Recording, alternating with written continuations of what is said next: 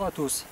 Il y a quelques mois, je vous avais parlé de la tente Snugpack Scorpion 2. Il y a une petite pochette dans la housse de transport. Cette pochette, c'est un kit de réparation et je trouve ça vraiment très intéressant. Si vous avez un accro, vous pouvez la réparer facilement, vous avez le nécessaire. Bon, je ne vais pas détailler.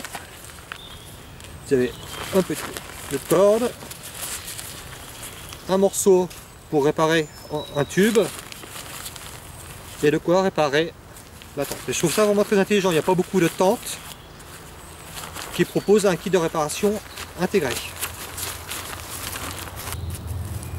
Le montage de la tente est très simple. Voilà. Vous avez les arceaux. Vous voyez. Ça se met tout seul. Très simple.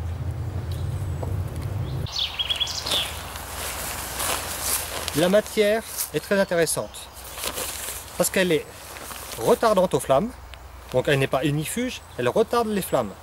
Ce qui peut être très intéressant en cas d'étincelle qui viendrait d'un feu de camp, par exemple. Ça sera beaucoup plus résistant. Et surtout, la tente en elle-même résiste à 5000 mm d'eau. Donc à peu près 5 mètres, une colonne d'eau de 5 mètres. On s'en fout, ça c'est les tests de laboratoire. C'est leur façon de calculer. Nous, ce qui nous intéresse, c'est qu'elle résiste à beaucoup plus d'eau que la plupart des tentes. On peut parler pour les premiers prix, commence à peu près à 2000 mm d'eau. Pour les premiers prix. La plupart des tentes du commerce, vous allez les trouver entre 3 et 4000 mm. Il y en a peu qui vont jusqu'à 5000 mm d'eau. Celle-ci, c'est 5000. Donc vous voyez, dès l'instant où l'arceau est sorti du passage, il suffit de le mettre ici. Donc aujourd'hui, il n'y a pas de vent, j'ai pas mis les piquets, j'ai pas commencé par mettre les piquets. Je mettrai les piquets après. S'il y avait eu du vent, j'aurais mis quelques petits piquets d'abord pour que tout se tienne bien, mais là il n'y a pas besoin. L'été, on peut s'en servir comme ça. Donc on fixe les piquets et ça peut servir d'abri. Comme la tarte.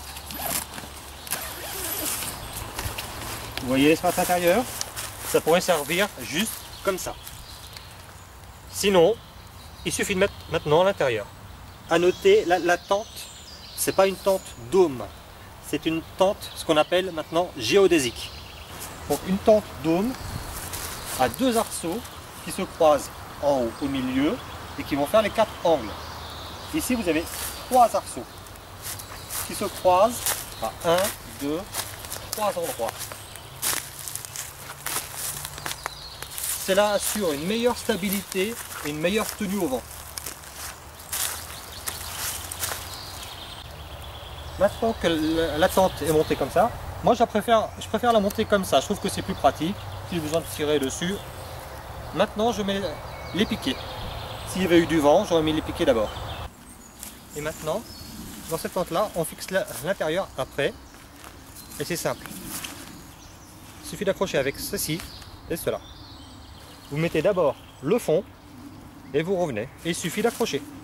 Très simple. Elle se monte en quelques minutes. Aujourd'hui, je vais vous montrer sa grande sœur, la Bunker.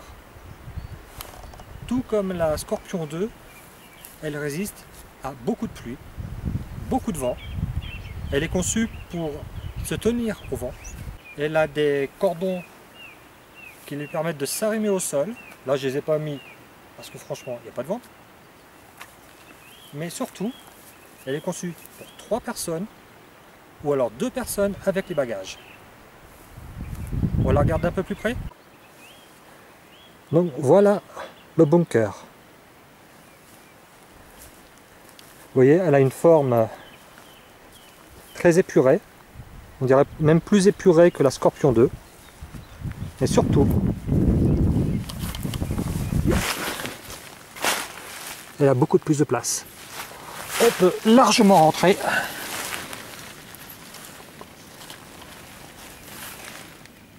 Et tenir avec son matériel. Là, pour le coup, c'est beaucoup mieux.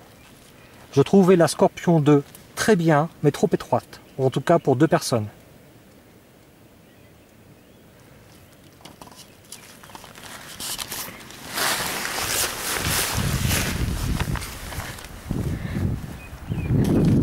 J'ai pas grand chose à dire sur la tente, tellement elle est bonne. Donc je vous laisse la regarder. Et je vous laisse tout simplement. Ciao!